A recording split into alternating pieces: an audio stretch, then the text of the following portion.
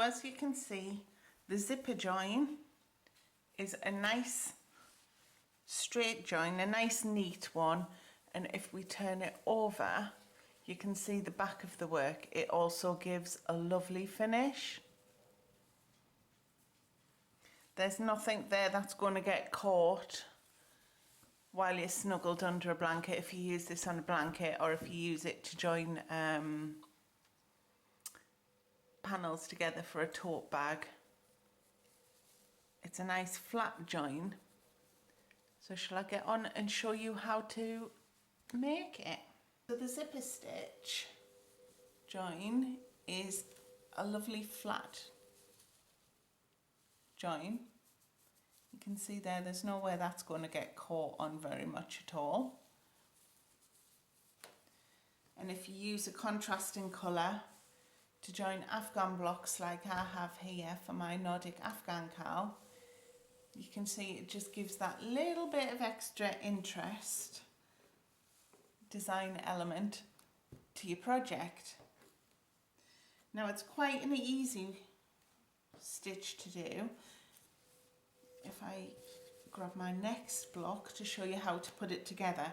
Now with this join you need to have your two pieces of work that you're joining together buffered up against each other, so you have to join these flat.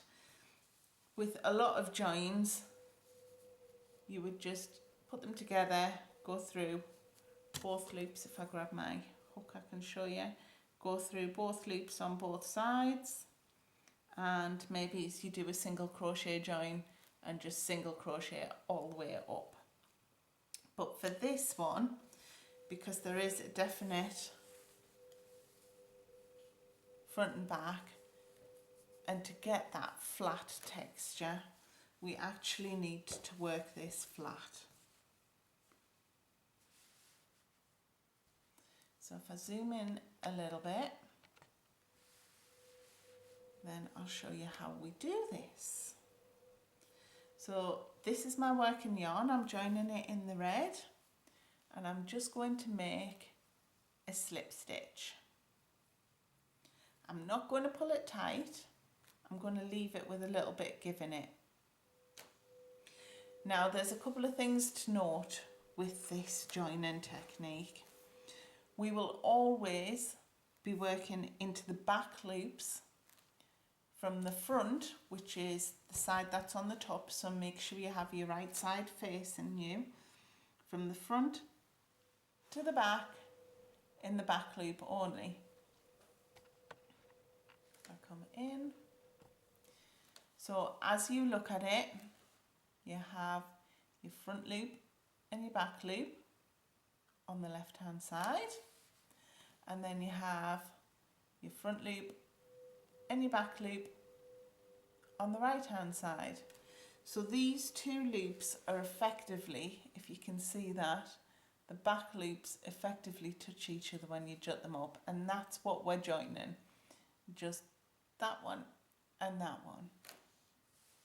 So to start this project, we'll start on the left hand side if you're right-handed, and the right hand side if you're left-handed.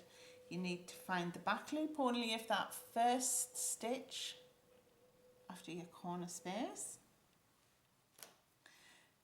and insert your hook from the front to the back, so you're effectively going downwards. Remember, the front is always facing you with your work. And then in square 2 you need to do the same thing, so find that first stitch of the row, insert your hook in the back loop only from the front to the back, and then we'll take our working yarn, hook that slip stitch,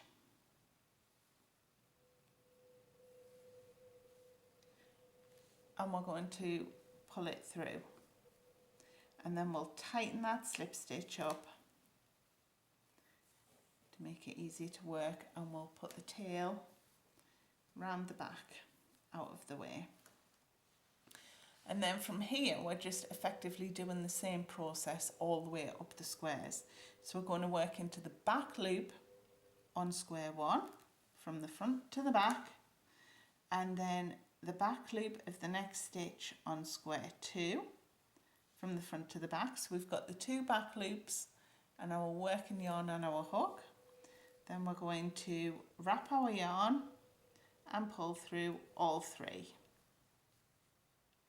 And we'll follow that process all the way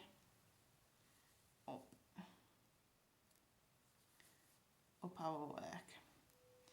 And then we'll do the same with the next stitch that's available. So insert our hook from the front to the back on the back loop, and then move over to square 2, insert our hook from the front to the back of the back loop.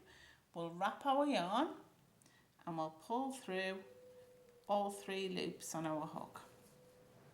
Now once you've done each stitch, you will want to maintain a consistent tension, so you can give it a little bit of a pull if you find it's too loose, but don't pull it too hard, because this is effectively another way of slip stitch joining, so there is not going to be any give in that at all. So if you end up with your tension too tight, your work will pucker and you'll end up with lumps and bumps in it because it's trying to squash it in. And if your work is too loose, if your tension is too loose, you'll end up with big loops that'll get caught. So working the next stitch, we'll go into that back loop, remembering to keep our working yarn behind. And then we'll go into the back loop on the next stitch of square 2. We'll wrap our yarn and we'll go through all 3 loops. And we follow that process all the way up, making sure to keep our working yarn at the back.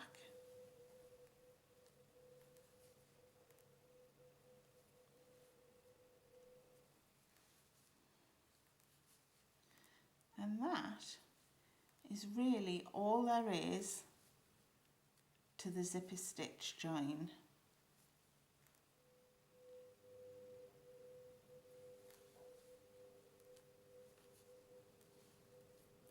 If you find that you think that one of your loops further down is a little bit loose and you want to go back and change that, you literally just pull on your working yarn and then insert your hook into the loop of the stitch before the one that you had an issue with.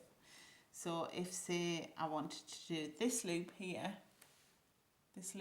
again, what I would do is I'd go down 1, 2, 3 stitches, insert my hook into that loop and simply work it again.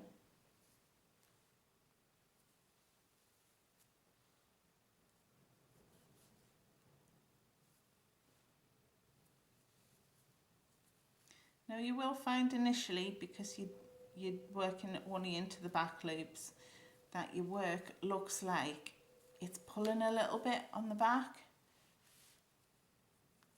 Don't worry about it. The yarn will make itself comfortable again and move back where it's supposed to be.